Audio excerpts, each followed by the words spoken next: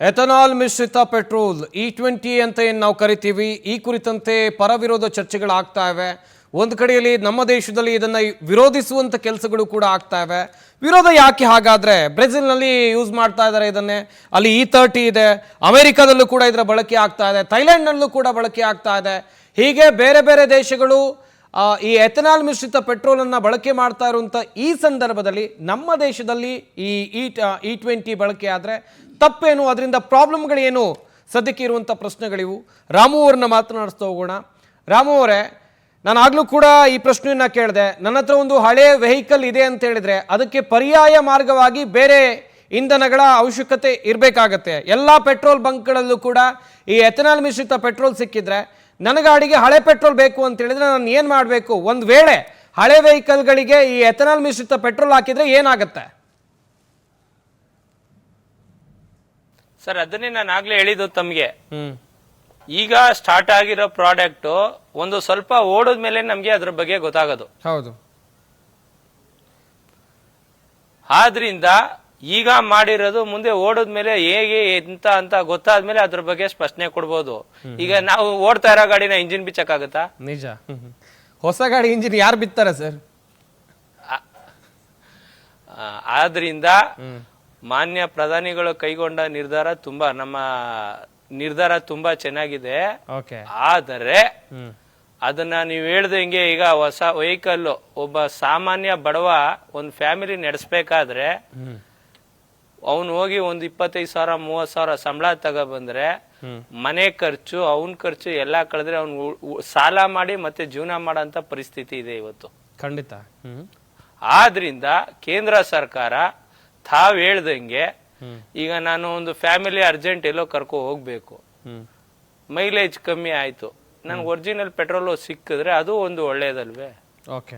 ಅದನ್ನು ಸಿಗಂತ ವ್ಯವಸ್ಥೆ ಮಾಡಿದ್ರೆ ಅದು ಒಂದು ವ್ಯವಸ್ಥೆ ಮಾಡಿ ಸಾರ್ವಜನಿಕರಿಗೆ ಅರಿವಾಗಂಗೆ ಅವ್ರಿಗೆ ತಿಳುವಳಿಕೆ ಮಾಡಿ ಹೇಳೋಂತ ಪರಿಸ್ಥಿತಿ ಬಂದ್ರೆ ಬಹಳ ಒಳ್ಳೇದು.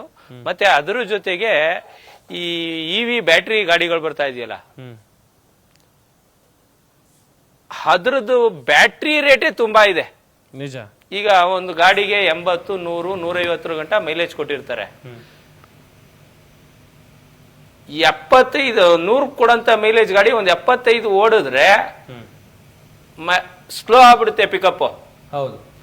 ಮತ್ತೆ ಬ್ಯಾಟ್ರಿ ಕಂಪ್ನಿ ವಾರಂಟಿ ಕೊಟ್ಟಿರ್ತಾರೆ, 3 ವರ್ಷ 5 ವರ್ಷ ಈ ತರ ವಾರಂಟಿ ಕೊಟ್ಟಿರ್ತಾರೆ. ವೆಹಿಕಲ್ ರೇಟೇ 1,20,000 ಇದ್ರೆ ಬ್ಯಾಟ್ರಿ ರೇಟೇ 60,000 ಇರುತ್ತೆ. ನಿಜ. ಆದ್ರಿಂದ ಮಾನ್ಯ ಇವತ್ತೇನು ಕೇಂದ್ರ ಸಚಿವರಾಗಿದ್ದಾರೆ ಕುಮಾರಸ್ವಾಮಿ ಅವರಿಗೆ ನನ್ನದೊಂದು ಮನವಿ, ಬ್ಯಾಟ್ರಿ ರೇಟ್ ಅನ್ನು ದಯವಿಟ್ಟು ಕಮ್ಮಿ ಮಾಡಿ. ಇನ್ನೂ ಪೆಟ್ರೋಲ್ ಕೇಳಲ್ಲ ಜನ, ಬ್ಯಾಟ್ರಿ ಗಾಡಿನ ಯೂಸ್ ಮಾಡ್ತಾರೆ ಅಂತ ತಮ್ಮ ವಾಹಿನಿ ಮುಖಾಂತರ ಕೇಳ್ಕೊಳಕ್ ಇಷ್ಟಪಡ್ತೀನಿ. ಎಸ್ ರಾಧಾಕೃಷ್ಣ ಹೊಳ್ಳ ಅವರೇ, ಈಗಾಗಲೇ ಬೇರೆ ಬೇರೆ ದೇಶದಲ್ಲಿ ಈ ಎಥನಾಲ್ ಮಿಶ್ರಿತ ಪೆಟ್ರೋಲ್ನ ಬಳಕೆಯಲ್ಲಿದೆ. ನಾನು ಉದಾಹರಣೆಯನ್ನು ಕೊಡ್ತಾ ಇದ್ದೆ. ಬ್ರೆಜಿಲ್ನಲ್ಲಿ 30% ಅಂತ ಹೇಳಿದ್ರೆ E30 ಅಲ್ಲಿ ಬಳಕೆ ಮಾಡ್ತಾ ಇದ್ದಾರೆ. ಅಮೆರಿಕಾದಲ್ಲೂ ಕೂಡ E10 to E15 ತನಕ ಬಳಕೆ ಮಾಡ್ತಾ ಇದ್ದಾರೆ. ಥೈಲ್ಯಾಂಡ್ನಲ್ಲೂ ಕೂಡ ಬಳಕೆ ಇದೆ. ಹೀಗೆ ಬೇರೆ ಬೇರೆ ದೇಶಗಳು ಈ ಎಥನಾಲ್ ಮಿಶ್ರಿತ ಪೆಟ್ರೋಲ್ ಅನ್ನ ಬಳಕೆ ಮಾಡಿ ಅವರ ದೇಶದ ಆರ್ಥಿಕತೆಗೆ ದೊಡ್ಡ ಮಟ್ಟದ ಕೊಡುಗೆಯನ್ನು ಅವರು ಕೊಟ್ಕೊಳ್ತಾ ಇದ್ದಾರೆ, ಹಣವನ್ನ ಉಳಿತಾಯ ಮಾಡ್ತಾ ಇದ್ದಾರೆ. ಭಾರತಕ್ಕೆ ಈ ಎಥನಾಲ್ ಮಿಶ್ರಿತ ಪೆಟ್ರೋಲ್ ಅನ್ನ ಬಳಕೆ ಮಾಡೋದ್ರಿಂದ ದೇಶದ ಬೊಕ್ಕಸಕ್ಕೆ 33,000 ಕೋಟಿ ಲಾಭ ಆಗುತ್ತೆ, ಉಳಿತಾಯ ಆಗುತ್ತೆ ಎನ್ನುವ ಚರ್ಚೆಗಳು ಕೂಡ ಆಗ್ತಾ ಇವೆ. ಇಂಥ ಸಂದರ್ಭದಲ್ಲಿ ಬಳಕೆ ಮಾಡ್ಬೋದಲ್ವಾ ಸರ್? 100% ಮಾಡ್ಬೋದು. ದೇಶದಲ್ಲಿನೇ ಇಂಧನಕ್ಕೆ ಬೇಕಾದಷ್ಟು ಅಂಡಮಾನ್ ನಿಕೋಬಾರ್ ಭಾಗದಲ್ಲಿ ಆಗಿರಲಿ, ಬಾಂಬೆ ಹೈಯಲ್ಲಿ ಆಗಲಿ, ಅಥವಾ ನಮ್ಮ ಆಂಧ್ರ ಪ್ರದೇಶದ ಕರಾವಳಿ ಭಾಗಗಳಲ್ಲಿ ಬೇಕಾದಷ್ಟು ಭಾಗಗಳಲ್ಲಿ ಕೂಡ ತೈಲ ನಿಕ್ಷೇಪಗಳು ಭಾರತದಲ್ಲಿ ಬೇಕಾದಷ್ಟಿದೆ. ನಮ್ಮ ದೇಶ ಬಂದ್ಬಿಟ್ಟು ಹೈಯೆಸ್ಟ್ ವರ್ಲ್ಡ್ ಅಲ್ಲಿ ನಾವು ಇಂಧನವನ್ನು ಡಿಪೆಂಡೆಂಟ್ ಕಂಟ್ರಿ ಆಗಿರೋದ್ರಿಂದ ಆಗ್ಬಿಟ್ಟು ನಮ್ಮ ದೇಶ ಸ್ವತಂತ್ರವಾಗಿ ಇಂಧನ ಸಾಮರ್ಥ್ಯವನ್ನು ಮಾಡೋ ಕೆಲಸವನ್ನು ಮಾಡಬೇಕು ನಾವು. ಆಮೇಲೆ ಇನ್ನು ದೇಶದಲ್ಲಿ ಕೂಡ E22, E25, E27, E30 ಭವಿಷ್ಯಕ್ಕೆ ಇಂಥ ಒಂದು ನಿರ್ಧಾರವನ್ನು ಕೂಡ ಕೇಂದ್ರ ಸರ್ಕಾರ ತಗೊಂಡಿದೆ. ಎಥನಾಲಲ್ಲಿ ಕೂಡ ಇನ್ನೂ ಉತ್ತಮ ಗುಣಮಟ್ಟದ ಎಥನಾಲನ್ನು ಬಳಕೆ ಮಾಡಲಿಕ್ಕೆ ಬೇಕಾಗಿ ಕೇಂದ್ರ ಸರ್ಕಾರ ಮುಂದಿನ ಸ್ಟೆಪ್ ಬೈ ಸ್ಟೆಪ್ ಆ ಥರ ಅಳವಡಿಕೆ ಮಾಡಲಿಕ್ಕೆ ಇಂಡಸ್ಟ್ರಿಗಳು, ಟೆಕ್ನಾಲಜಿಗಳು, ಅದಕ್ಕೆ ಬೇಕಾದಂಥ ಸಾಮರ್ಥ್ಯವನ್ನು ಕೂಡ ವೃದ್ಧಿ ಮಾಡ್ತಾ ಇದೆ. ಗುಣಮಟ್ಟದಲ್ಲಿ ಕೂಡ ವಾಹನ ತಯಾರಿಕಾ ಸಂಸ್ಥೆಗಳು ಕೂಡ ಗುಣಮಟ್ಟದ ವಾಹನಗಳನ್ನು ಕೂಡ ಈ ಇಂಧನಕ್ಕೆ ಮ್ಯಾಚಿಂಗ್ ಆಗುವಂಥದ್ದು ಎಥನಾಲ್ ಮಿಕ್ಸೆಡ್ ಯಾವುದಿದೆ ಬ್ಲೆಂಡೆಡ್ ಎಥನಾಲನ್ನು ಬಳಕೆ ಮಾಡಲಿಕ್ಕೆ ಸಿದ್ಧತೆಯನ್ನು ಕೂಡ ಪೂರ್ಣ ಪ್ರಮಾಣದಲ್ಲಿ ವಾಹನ ತಯಾರಿಕಾ ಸಂಸ್ಥೆಗಳು ಕೂಡ ಮಾಡ್ತಾ ಇದೆ. ಮುಂದಿನ ದಿನಗಳಲ್ಲಿ ಡೀಸೆಲ್ ವಾಹನಗಳಿಗೆ ಕೂಡ ಎಥನಾಲ್ ಮಿಕ್ಸ್ ಆಗಲಿಕ್ಕೆ ಸಿದ್ಧತೆ ನಡೀತಾ ಇದೆ. ಅದ್ರ ಡೀಸೆಲ್ ಜೊತೆ ಕೂಡ ಇಂಧನ ಇದಾಗುತ್ತೆ. ಆದರೆ ನಾವು ವಾಹನ ಮಾಲೀಕರುಗಳಿಗೆ ಕೂಡ ಕೇಂದ್ರ ಸರ್ಕಾರ ಅದೇ ಸಂದರ್ಭದಲ್ಲಿ ಏನು ಈ ಅಂತಾರಾಷ್ಟ್ರೀಯ ಮಟ್ಟದಲ್ಲಿ ನೀವು ಒಂದೇ ಪದೇ ಪದೇ ಹೇಳ್ತಾ ಇದ್ದೀರಿ, ನಾವು 38,000 ಕೋಟಿ ರೂಪಾಯಿ ನಮಗೆ ಯುದ್ಧದಿಂದ ಆಗ್ಬಿಟ್ಟು ನಾವು ಇಂಧನಕ್ಕಾಗಿ ನಮಗೆ $1,000 ಕೋಟಿ ಕರೆನ್ಸಿ ನಮ್ಮದು ವೇಸ್ಟ್ ಆಗಿದೆ, ನಾವು ನಮ್ಮ ಸಾಮರ್ಥ್ಯ ಕಳ್ಕೊಂಡಿದ್ದೀವಿ, ನಮಗೆ ಅಂತಾರಾಷ್ಟ್ರೀಯ ಇದರಿಂದಲೇ ಇಷ್ಟೊಂದು ವೆಚ್ಚ ಆಗ್ತಾ ಇದೆ ಅಂತ. ಇದೇ ಸಂದರ್ಭದಲ್ಲಿ ಇಂಧನಕ್ಕಾಗಿ ಪರ್ಯಾಯವಾಗಿ ಸಹಕಾರ ಕೊಡುವಂಥ ವಾಹನ ಮಾಲೀಕರಿಗೂ ಕೂಡ ಆ ತೆರಿಗೆಯಲ್ಲಿ ವಿನಾಯಿತಿಗಳನ್ನು ಕೊಡಬೇಕಲ್ವಾ? ಇವಾಗ ಹಳೆಯ ವಾಹನ ಮಾಲೀಕರಿಗೆ 2023ರಿಂದ ಹಳೆಯ ವಾಹನ ಮಾಲೀಕರಿಗೆ ಇನ್ನೊಂದು ಯಾವುದೇ ಸಮರ್ಥವಾದಂಥ ಯಾವುದೇ ಇಂಧನ ಇಲ್ಲಲ್ಲ, ಅವರಿಗೆ ಇದೇ ಇಂಧನವನ್ನು ಬಳಕೆ ಮಾಡಬೇಕಾಗತ್ತೆ ಅಲ್ಲ. ಅವನಿಗೆ ಇನ್ನು 2 ವರ್ಷ 3 ವರ್ಷ ಕಳೆದ್ರೆ ಅವನ ವಾಹನ ಸ್ಕ್ರ್ಯಾಪ್ ಆಗುತ್ತೆ ಅಲ್ವಾ? ಅವನಿಗೆ ಯಾವ ನೀವು ಇದು ಪಾಲಿಸಿಗಳನ್ನು ಮಾಡೋಕ್ಕೆ ಹೊರಟಿದ್ದೀರಾ? ಈಗ ವಾಹನ ಸ್ಕ್ರ್ಯಾಪಿಂಗ್ ಪಾಲಿಸಿಯಲ್ಲಿ ನೀವು ಯಾವ ಥರ ಸಬ್ಸಿಡಿಗಳನ್ನು ಕೊಡ್ತಾ ಇದ್ದೀರಾ, ಅದೇ ಥರನೇ ಇಂಧನಕ್ಕೆ ಕೂಡ ಇದಕ್ಕೆ ಕಡಿಮೆ ಮಾಡಬೇಕಲ್ಲ. ನೀವು 109 ರೂಪಾಯಿ ಕೊಟ್ಬಿಟ್ಟು ನಾವು ಇವತ್ತು ಕೂಡ ಪೆಟ್ರೋಲನ್ನು ಪರ್ಚೇಸ್ ಮಾಡ್ತಾ ಇದ್ದೀವಿ, ಅದರಲ್ಲಿ 20% ಎಥನಾಲ್ ಇದೆ. ನಮ್ಮ ಎಥನಾಲನ್ನು ನಾವು ಮಿಕ್ಸ್ ಮಾಡಿಬಿಟ್ಟು ನಾವು ಯಾಕೆ ನಮ್ಮ ಫುಡ್ ಗ್ರೈನ್ಸಿಂದ ತಯಾರಾದಂಥ ಎಥನಾಲ್ನ ನಾವು ಅಂತಾರಾಷ್ಟ್ರೀಯ ಪೆಟ್ರೋಲ್ನ ದರಕ್ಕೆ ನಾವು ಪೇಮೆಂಟ್ ಮಾಡಬೇಕು? ಅದು ಕೂಡ ಕೇಂದ್ರ ಸರ್ಕಾರ ಕೊಡಬೇಕಲ್ವಾ? ಇದು ಕೂಡ ನಾನು ಹೇಳ್ತಾ ಇರೋದು ರಾಷ್ಟ್ರೀಯ ಮಟ್ಟದಲ್ಲಿ ವಿರೋಧ ಪಕ್ಷಗಳು ಕೂಡ ಇದರನ್ನು ಕೂಡ ಚರ್ಚೆಗಳನ್ನು ಮಾಡಬೇಕಾಗತ್ತೆ. ಬರೀ ನಾವು ಎಥನಾಲ್ನ ಬಗ್ಗೆ ನೆಗೆಟಿವ್ ಪಾಸಿಟಿವ್ನ ಜೊತೆಗೆ ನಮ್ಮ ಸಾಂವಿಧಾನಿಕವಾಗಿ ನಮ್ಮ ಜನರಿಗೆ, ನಮ್ಮ ದೇಶದ ಪ್ರಜೆಗಳಿಗೆ ಸಿಗಬೇಕಾದಂಥ ಯಾವ ಹೊರೆ ಕಡಿಮೆ ಆಗಬೇಕು ಅಂತ ಹೊರೆಯನ್ನು ಕೂಡ ಕಡಿಮೆ ಮಾಡ್ಬೋದು. ಯಾಕಂದರೆ ಎಥನಾಲನ್ನು ಇವರು ಏನು ನಮ್ಮ ದೇಶ ಬಿಟ್ಟುಕೊಡಲ್ಲ. ಯಾಕಂದರೆ ನಮ್ಮಲ್ಲಿ ಹೈಯೆಸ್ಟ್ ನಾವು ಗ್ರೀನ್ ಎನರ್ಜಿ ಉಳ್ಳಂಥ ದೇಶ ಇದು. ನಾವು ಇದನ್ನು ಉಪಯೋಗಿಸಲೇಬೇಕಾಗತ್ತೆ, ಅದನ್ನು ಕೂಡ ಅಪ್ ಟು ಡೇಟ್ ಆಗಬೇಕಾಗತ್ತೆ. ತಂತ್ರಜ್ಞಾನವನ್ನು ಅಳವಡಿಕೆ ಮಾಡಿಕೊಂಡು ಅದು ಕೂಡ ಹೆಚ್ಚಿನ ಒಂದು ಗುಡ್ ಕ್ವಾಲಿಟಿ ಪ್ರಾಡಕ್ಟ್ಗಳನ್ನು ನಾವು ಮಾಡಬೇಕಾಗುತ್ತೆ. ಗುಡ್ ಗ್ರಾವಿಟಿ ಇರುವಂಥ ಪ್ರಾಡಕ್ಟ್ ಆಗಿ ಮಾಡ್ಕೊಳ್ತೀವಿ. ಆ ಸಂದರ್ಭದಲ್ಲಿ ನಮ್ಮ ದೇಶದ ಪ್ರಜೆಗಳಿಗೆ ಉಪಯೋಗ ಆಗುವಂತ ಮಾಡಬೇಕು. ಆರ್ಥಿಕ ಸಂಪನ್ಮೂಲವನ್ನು ಕೂಡ ನಾವು ಕೂಡ ಅದರಲ್ಲೇ ಹುಟ್ಟು ಹಾಕಿಸ್ಕೊಳ್ಬೇಕಾಗತ್ತೆ. ಆ ಕೆಲಸದಲ್ಲಿ ಕೇಂದ್ರ ಸರ್ಕಾರ ಕೆಲಸ ಮಾಡಬೇಕಾಗತ್ತೆ ಅಂತ ನಾನು ಹೇಳ್ತೀನಿ. ಉಮಾಶಂಕರ್ ಅವರೇ, ಹರ್ದೀಪ್ ಸಿಂಗ್ ಪುರಿ ಅವರು ಹೇಳ್ತಾ ಇದ್ರು, ಪರೀಕ್ಷಾರ್ಥವಾಗಿ ಕಾರುಗಳನ್ನ 40,000 ಕಿಲೋಮೀಟರ್ ಓಡಿಸಲಾಗಿದೆ, ಪರೀಕ್ಷೆ ಮಾಡಲಾಗಿದೆ. ಟೂ ವೀಲರ್ ಅಂತ ಹೇಳಿದ್ರೆ ದ್ವಿಚಕ್ರ ವಾಹನಗಳನ್ನ 20,000 ಕಿಲೋಮೀಟರ್ ಪ್ರಯೋಗ ಮಾಡಲಾಗಿದೆ. ಈ ರೀತಿಯಾಗಿ ಟ್ರಯಲ್ ರನ್ ಮಾಡಿದ್ದೀವಿ, ಇದರಿಂದ ಒಳ್ಳೇದಾಗಿದೆ. ಮೈಲೇಜ್ ಸ್ವಲ್ಪ ಕಮ್ಮಿ ಆಗಿರ್ಬೋದು, ಆದರೆ ದೇಶಕ್ಕೆ ಒಳ್ಳೇದಾಗುತ್ತೆ ಅಂತ ಹೇಳ್ತಾ ಇದ್ದಾರೆ. ಬಟ್ ಈ 40,000 20,000 ಕಿಲೋಮೀಟರ್ ಇದರಲ್ಲೇ ಕಂಡು ಹಿಡಬಹುದಾ ಎಥನಾಲ್ ಒಳ್ಳೇದು ಅಂತ ಹೇಳಿ? ಆ್ಯಕ್ಚುಲಿ ಎಥನಾಲ್ ಒಳ್ಳೇದು ಕೆಟ್ಟದಕ್ಕಿಂತ ಹೆಚ್ಚಾಗಿ ಅವರು 40,000 ಕಿಲೋಮೀಟರ್ ಓಡಿದ ಮೇಲೆ ಆಮೇಲೆ ಪ್ರಾಬ್ಲಮ್ ಬಂದರೆ ಅದಕ್ಕೆ ಏನು ಅನ್ನೋದು ಗೊತ್ತಿರಬೇಕು. ನಿಜ, ಅದೇ ಮೇಜರ್ ಬೇಕಾಗಿರೋದು. 40,000 ಹೊಸ ಗಾಡಿ ಓಡಿರುತ್ತೆ, ಹಳೆ ಗಾಡಿ ತಗೊಂಡು ಯೂಸ್ ಮಾಡಿದ್ಮೇಲೆ ಅದನ್ನ ಓಡಿಸ್ಲಿ, ಅವರು ಅದನ್ನ ಟ್ರಯಲ್ ಆ್ಯಂಡ್ ಎರರ್ ಮಾಡಲಿ. ಬಟ್ ಈಗ ಎಥನಾಲ್ ಬಂದ್ಬಿಟ್ಟು ಇವಾಗ ನಾವು ಚೆಕ್ ಮಾಡಿ ಇದು ಟ್ರಯಲ್ ಆ್ಯಂಡ್ ಎರರ್ ಮಾಡ್ತೀವಿ ಅನ್ಬಾರ್ದು. ಸೊ ಅದಕ್ಕೆ ಬೇಕಾಗಿರ್ತಕ್ಕಂಥವಾಗಿ ಪೂರ್ವವಾಗಿ ಕೆಲಸ ಮಾಡಿ ಎಥನಾಲ್ ಮಿಶ್ರಿತವಾಗಿ ಗಾಡಿಗಳು ಸರಾಗವಾಗಿ ಚಲಿಸೋ ಥರ ಅವ್ರ ಕೆಲಸಗಳು ಮಾಡಿಸ್ಬೇಕು. ಈಗ ನಿತಿನ್ ಗಡ್ಕರಿ ಅವರು ಟೊಯೋಟಾದವ್ರ ಜೊತೆ ಮಾತಾಡಿ ಇದೇ ಥರ ಎಥನಾಲ್ಗೆ ಒಂದು ಮಾರುತಿದು ವ್ಯಾಗನರ್ ಕೂಡ ಮಾಡಿದರು. ಅದು E85 ಓಡುತ್ತೆ ಅಂತ ಯಾವುದೋ ಒಂದು ಕೊಟ್ಟಿದ್ದು ನೋಡಿದ್ರು ನಾನು. E85 ಯಾವುದೋ ಒಂದಿತ್ತು. ಸೊ ಮುಂದಿನ ದಿನಗಳಲ್ಲಿ ಅದು ಏನಾಗುತ್ತೋ ನಮಗೂ ಗೊತ್ತಿಲ್ಲ.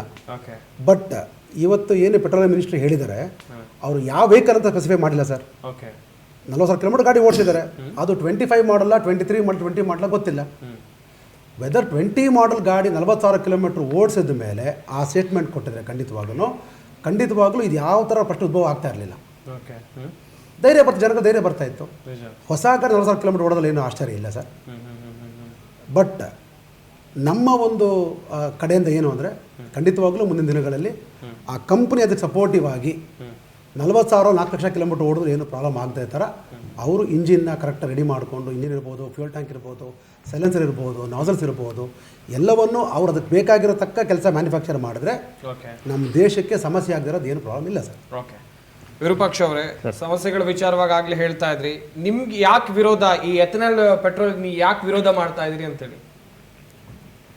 ಯಾಕೆಂದರೆ ಮೈಲೇಜ್ ಡ್ರಾಪು, ಪೆಟ್ರೋಲು ರೇಟ್ ಜಾಸ್ತಿ, ಕಸ್ಟಮರ್ಗಳಿಗೂ ಬಂದವರು ಮೈಲೇಜ್ ಇಲ್ಲ ಅಂತಾರೆ. ಅಲ್ಲ, ಸಮಸ್ಯೆ ಆಗುತ್ತೆ ಅಂತ ಹೇಳಿ ಬರೋದು ನಿಮ್ಮ ಗ್ಯಾರೇಜಿಗಲ್ಲ ಸರ್, ನಿಮ್ಗೆ ವ್ಯವಹಾರ ಜಾಸ್ತಿ ಆಗುತ್ತಲ್ಲ.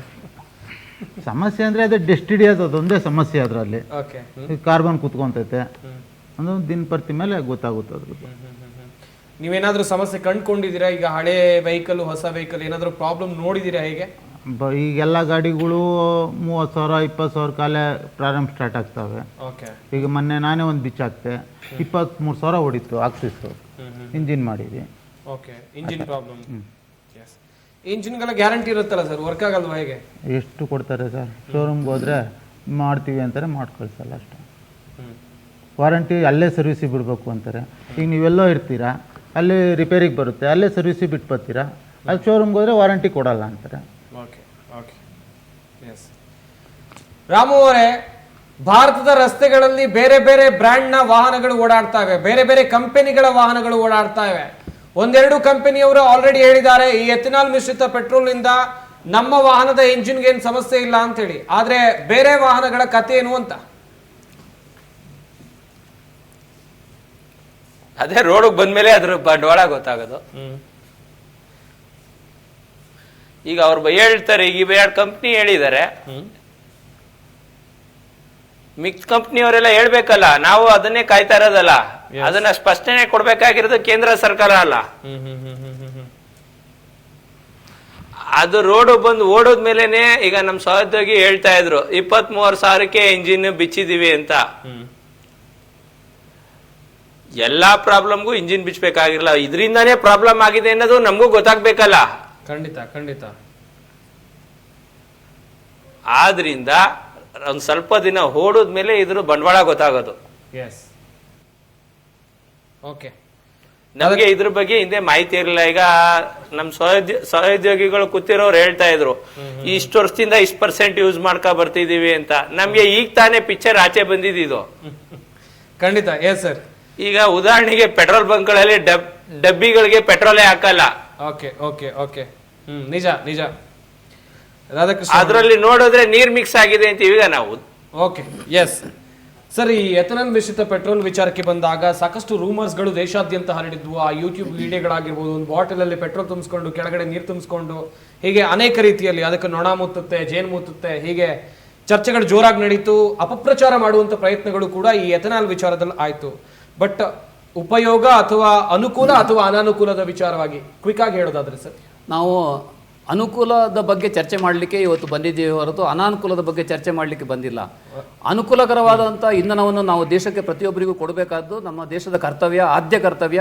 ಅದರಲ್ಲಿ ಕೂಡ ನಾನು ಏನು ಹೇಳ್ತಾ ಇದ್ದೀನಿ ಅಂದರೆ, ನಮ್ಮ ದೇಶದ ಮಣ್ಣಲ್ಲಿ ಬೆಳೆಯುವಂಥ ಏನು ಇವತ್ತು ನೈಜವಾದಂಥ ಎಥನಾಲ್ ಇದೆ, ಈ ಎಥನಾಲಿಂದ ತಯಾರು ಮಾಡುವಂಥ ಇಂಧನಕ್ಕೆ ಕೂಡ ಕೇಂದ್ರ ಸರ್ಕಾರದ ಹಲವಾರು ಟ್ಯಾಕ್ಸ್ಗಳನ್ನು ಕೂಡ ಆ್ಯಡ್ ಮಾಡಿದೆ. ಸಾಧಾರಣ ರಾಜ್ಯದ ಟ್ಯಾಕ್ಸ್ ಮತ್ತು ಕೇಂದ್ರ ಸರ್ಕಾರದ ಟ್ಯಾಕ್ಸ್ ಸೇರಿ 40%ಗಿಂತ ಮೇಲ್ಪಟ್ಟು ಟ್ಯಾಕ್ಸ್ ಅದರಲ್ಲಿ ಬೀಳ್ತಾ ಇದೆ. ಈ ಟ್ಯಾಕ್ಸನ್ನು ಪೂರ್ಣವಾಗಿ ತೆಗಿಬೇಕಾಗುತ್ತೆ. ಯಾಕಂದರೆ ಇದು ರೈತರಿಂದ ಪ್ರಾಡಕ್ಟ್ ಆಗುವಂಥ ಉತ್ಪನ್ನ. ಇದು ಈ ಉತ್ಪನ್ನದಿಂದ ತೆಗೆಯುವಂಥ ಫ್ಯೂಲಲ್ಲಿ ಕೂಡ ನೀವು ಅಂತಾರಾಷ್ಟ್ರೀಯ ಗಲ್ಫ್ ಕಂಟ್ರಿಗಳಿಂದ ತಗೊಂಡು ಬರುವಂಥ ಫ್ಯೂಲ್ಗೆ ವಿಧಿಸುವಂಥ ಎಲ್ಲ ಸರ್ಚಾರ್ಜ್ಗಳನ್ನು ಆ್ಯಡ್ ಮಾಡಿ ತಗೊಳ್ತಾ ಇರೋದು ವಾಹನ ಮಾಲೀಕರಿಗೆ ಗೊತ್ತಿಲ್ಲದಂಗೆ ಮಾಡ್ತಾ ಇರೋದು ದೊಡ್ಡ ತಪ್ಪು ಅಂತ ನಾನು ಈ ಸಂದರ್ಭದಲ್ಲಿ ಹೇಳ್ತೀನಿ. ಎಸ್. ಉಮಾಶಂಕರ್ ಸರ್, ಹೇಳಿ ಸರ್. ಕೊನೆಯದಾಗಿ ಏನ್ ಹೇಳ್ತೀರಾ ಸರ್? ಆಗ್ತಾ ಇರುವಂತ ಬೆಳವಣಿಗೆಗಳು ಸಮಸ್ಯೆ ಖಂಡಿತವಾಗ್ಲೂ ಆಗುತ್ತೆ ಅಥವಾ ಮೈಲೇಜ್ ಡ್ರಾಪ್ ಆಗುತ್ತೆ ಅಂತ ಹೇಳಿ ಸ್ವತಃ ಕೇಂದ್ರ ಸಚಿವರೇ ಹೇಳ್ತಾ ಇದ್ದಾರೆ. ಬಟ್ ಅನುಕೂಲ ಅನಾನುಕೂಲ ಎರಡೂ ಕೂಡ ಇದೆ. ದೇಶಕ್ಕೆ ಒಳ್ಳೇದಾಗುತ್ತೆ ಅಂತ ಹೇಳಿದ್ರೆ ನಾವು ಸಪೋರ್ಟ್ ಮಾಡಿದ್ರೆ ತಪ್ಪೇನಿಲ್ಲ. ಏನ್ ಹೇಳ್ತೀರಾ ಸರ್? ಸರ್, ಖಂಡಿತವಾಗ್ಲೂ ಪ್ರತಿಯೊಬ್ಬ ನಾಗರಿಕರು ಕೂಡ ಯೋಚನೆ ಮಾಡಬೇಕು ಈ ವಿಚಾರವಾಗಿ. ಎಥನಾಲ್ ಯೂಸ್ ಇವಾಗ ಒಬ್ರು ಯಾರೋ ಯೂಟ್ಯೂಬರು, ನಿಮ್ಗೆ ಗೊತ್ತಿರ್ಬೋದು, ಇವಾಗ ಯೂಟ್ಯೂಬರ್ ಅವರು ಅದನ್ನ ಪೋಸ್ಟ್ ಮಾಡಿದ್ಮೇಲೆ ಇದೆಲ್ಲ ವೈರಲ್ ಆಗಿರೋದು. ಹಲವಾರು ತಿಂಗಳಿಂದ ಯೂಸ್ ಮಾಡ್ತಾನೆ ಇದ್ದಾರೆ, ಜನಕ್ಕೆ ಗೊತ್ತಿಲ್ಲ ಸರ್. 25 ವರ್ಷಗಳಿಂದ ಎಥನಾಲ್ ನಮ್ಮ ದೇಶದಲ್ಲಿ ಉಪಯೋಗ ಪಡ್ತಾ ಇದೆ, ಯೂಸ್ ಮಾಡ್ತಾನೆ ಇದ್ದಾರೆ, ಬಟ್ ಗೊತ್ತಿಲ್ಲ. ಬೇಜಾರು ಮಾಡ್ಕೋಬೇಡಿ, ದಯವಿಟ್ಟು ಮಾತು ಹೇಳ್ತೀನಿ. ಒಂದು ಹುಡುಗಿ ಕಣ್ಣು ನೋಡಿದ್ರೆ ಯೂಟ್ಯೂಬಲ್ಲಿ ಅದು ಸಿಕ್ಕಾಪಟ್ಟೆ ವೈರಲ್ ಆಗೋಗ್ಬಿಟ್ಟು ಆ ಹುಡುಗಿ ಹೀರೋಯಿನ್ ಮಾಡಿಬಿಡ್ತಾರೆ. ಸೊ ಅದು ಸೋಷಿಯಲ್ ಮೀಡಿಯಾ ತಾಕತ್ ಸರ್. ಅದು ಸೋಷಿಯಲ್ ಮೀಡಿಯಾನ ದಯವಿಟ್ಟು ಒಳ್ಳೇದಕ್ಕೆ ಉಪಯೋಗಿಸ್ಕೊಳ್ಳಿ. ಬ್ಲೈಂಡ್ ಆಗಿ ನಂಬ್ತಾ ಇದ್ದಾರೆ ಜನ, ಖಂಡಿತವಾಗ್ಲೂ. ಸೊ ಹಾಗಾಗಿ ಅದನ್ನು ಖಂಡಿತವಾಗ್ಲೂ ಮುಂದಿನ ದಿನಗಳಲ್ಲಿ ಜನ ಪ್ರತಿಯೊಬ್ಬರು ಕೂಡ ಇದಕ್ಕೆ ಅಡ್ಜಸ್ಟ್ ಆಗ್ತಾ ಹೋಗ್ತಾರೆ ಸರ್. ಇದರಿಂದ ದೇಶಕ್ಕೆ ಖಂಡಿತವಾಗ್ಲೂ ಪೂರಕವಾಗಿ ಇದ್ದೇ ಇರುತ್ತೆ. ಅದು ತಕ್ಕನಾಗಿ ಎಲ್ಲ ವೆಹಿಕಲ್ ಮ್ಯಾನುಫ್ಯಾಕ್ಚರರು ಕೂಡ ಅದ್ರ ಬಗ್ಗೆ ಕೆಲಸ ಮಾಡೇ ಮಾಡ್ತಾರೆ. ಮುಂದಿನ ದಿನಗಳಲ್ಲಿ ನಮ್ಮ ದೇಶಕ್ಕೆ ಬೇರೆ ನಮ್ಮ ಕ್ರೂಡ್ ಆಯಿಲ್ನ ಬೇರೆ ಅವಲಂಬಿತ ಆಗದೇ ನಮ್ಮ ದೇಶದಲ್ಲೇ ಸಿಗ್ತಕ್ಕಂಥ ಎಥನಾಲ್ ಯೂಸ್ ಮಾಡಿ ಖಂಡಿತವಾಗ್ಲೂ ದೇಶಕ್ಕೆ ಒಳ್ಳೇದು ಮಾಡೋ ಕೆಲಸ ಮಾಡೇ ಮಾಡ್ತಾರೆ. ವಿರೂಪಾಕ್ಷ ಅವರೇ, ಕೊನೆಯದಾಗಿ ಏನು ಹೇಳ್ತೀರಾ? ಕೇಂದ್ರ ಸರ್ಕಾರಕ್ಕಾಗಲಿ ಅಥವಾ ಈ ನಿರ್ಧಾರಕ್ಕಾಗಲಿ ಏನು ಹೇಳ್ತೀರಾ ನೀವು? ಇನ್ನೇನು ಹೇಳೋದು ಸರ್, ನೀವು ಏನಾದರೂ ಕೆಲಸ ಮಾಡೋದು ಮಾಡಲೇಬೇಕು, ನಿಮ್ಮ ಕೆಲಸ ನೀವು ಮಾಡಲೇಬೇಕು. ರಾಮು ಅವರೇ, ಕೊನೆಯದಾಗಿ ಚುಟುಕಾಗಿ ಏನು ಹೇಳ್ತೀರಾ?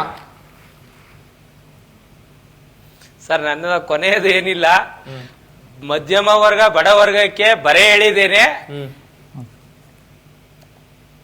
ಯಾರು ಹಳೆ ವೆಹಿಕಲ್ ಮಡಿಕಂದಿ ಜೀವನ ಸಾಗಿಸ್ತಾ ಇದ್ದಾರೆ, ಅದಕ್ಕೆ ಕೇಂದ್ರ ಸರ್ಕಾರ ಸ್ಪಷ್ಟನೆ ಕೊಟ್ಟಿ ಮತ್ತೆ ರೈತರು ಉದ್ಧಾರ ಆಗಂಗೆ, ದೇಶ ಉದ್ಧಾರ ಆಗಂಗೆ ಒಳ್ಳೇದಾಗ್ಲಿ, ಮತ್ತೆ ಅವರ ಈ ಪ್ರಾಡಕ್ಟ್ ಕೈ ಹಾಕಿರೋದು ಸಕ್ಸಸ್ ಆಗ್ಲಿ ಅಂತ ತಮ್ಮ ವಾಹಿನಿ ಮುಖಾಂತರ ಕೇಳಕ್ ಇಷ್ಟಪಡ್ತೀನಿ. ರಾಮು ಅವರೇ, ರೈತರ ಬಗ್ಗೆ ಹೇಳಿದ್ರಲ್ಲ, ನಿಜವಾಗ್ಲೂ ಥ್ಯಾಂಕ್ ಯು ರೀ. ರೈತರು ಒಳ್ಳೇದಾಗ್ಬೇಕ್ರಿ ಫಸ್ಟ್.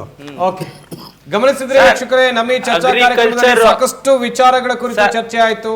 ಚರ್ಚೆಯಲ್ಲಿ ಭಾಗಿಯಾದಂತಹ ಎಲ್ಲ ಅತಿಥಿಗಳಿಗೂ ಕೂಡ ಧನ್ಯವಾದಗಳು. ಚರ್ಚೆಯಲ್ಲಿ ಭಾಗಿಯಾಗಿ ಸಾಕಷ್ಟು ಮಾಹಿತಿಯನ್ನು ಕೊಟ್ಟಿದ್ದಕ್ಕಾಗಿ. ವೀಕ್ಷಕರೇ, ಎಥನಾಲ್ ಮಿಶ್ರಿತ ಪೆಟ್ರೋಲ್ E20 ಅಂತ ನಾವೇನು ಕರಿತೀವಿ, ಭಾರತದಾದ್ಯಂತ ಇದರ ಬಗ್ಗೆ ಪರ ವಿರೋಧ ಚರ್ಚೆ ಹುಟ್ಟು ಹಾಕಿಕೊಳ್ಳೋಕೆ ಸಾಕಷ್ಟು ಕಾರಣಗಳಿವೆ. ಇದರ ಬಗ್ಗೆ ಅಪಪ್ರಚಾರವನ್ನು ಮಾಡುವಂಥ ಕೆಲಸ ದೊಡ್ಡ ಮಟ್ಟದಲ್ಲಿ ಆಯಿತು ಎನ್ನುವಂಥ ಚರ್ಚೆಗಳು ಆಯಿತು. ಅದಕ್ಕೆ ಕೇಂದ್ರ ಸಚಿವರು ಸ್ಪಷ್ಟನೆಯನ್ನು ಕೊಟ್ಟಿದ್ದಾರೆ. ಇದರಿಂದ ಏನು ಸಮಸ್ಯೆ ಇಲ್ಲ, ಒಂದು ಸ್ವಲ್ಪ ಮೈಲೇಜ್ ಡ್ರಾಪ್ ಆಗಬಹುದು ಅಷ್ಟೇ ಅಂತೇಳಿ. ಆದರೆ ನಮ್ಮ ದೇಶಕ್ಕೆ ಬೇರೆ ದೇಶಗಳ ಅವಲಂಬನೆ ಈ ಎಥನಾಲ್ ಮಿಶ್ರಿತ ಪೆಟ್ರೋಲ್ನಿಂದ ಆಗುತ್ತೆ ಅಂತ ಹೇಳಿದ್ರೆ, ಈ ಎಥನಾಲ್ ಮಿಶ್ರಿತ ಪೆಟ್ರೋಲ್ಗೆ ಯಾಕೆ ವಿರೋಧ ಮಾಡಬೇಕು? ನಮ್ಮ ದೇಶದ ಬೊಕ್ಕಸಕ್ಕೆ 33,000 ಕೋಟಿ ಉಳಿತಾಯ ಆಗುತ್ತೆ ಅಂತ ಹೇಳಿದ್ರೆ ಇದಕ್ಕೆ ಯಾಕೆ ವಿರೋಧವನ್ನು ಮಾಡಬೇಕು? ಇದರಿಂದ ಸಾಕಷ್ಟು ಜನರಿಗೆ ಸಹಾಯ ಆಗುತ್ತೆ, ರೈತರಿಗೂ ಕೂಡ ಸಹಾಯ ಆಗುತ್ತೆ ಅಂತ ಹೇಳಿದ್ರೆ ವಿರೋಧ ಯಾಕೆ ಮಾಡ್ತಾ ಇದ್ದಾರೆ? ಹಾಗಾದ್ರೆ ಇದರ ಹಿಂದಿರೋರು ಯಾರು? ಹೀಗೆ ಅನೇಕ ಪ್ರಶ್ನೆಗಳು ಸರ್ವೇ ಸಾಮಾನ್ಯವಾಗಿ ಹುಟ್ಟಿಕೊಳ್ಳುತ್ತೆ. ಇದೇ ನಮ್ಮ ಚರ್ಚಾ ವಿಷಯ. ನೋಡ್ತಾ ಇರಿ ಪವರ್ ಟಿವಿ, ಇದು ನಿಮ್ಮ ಶಕ್ತಿ.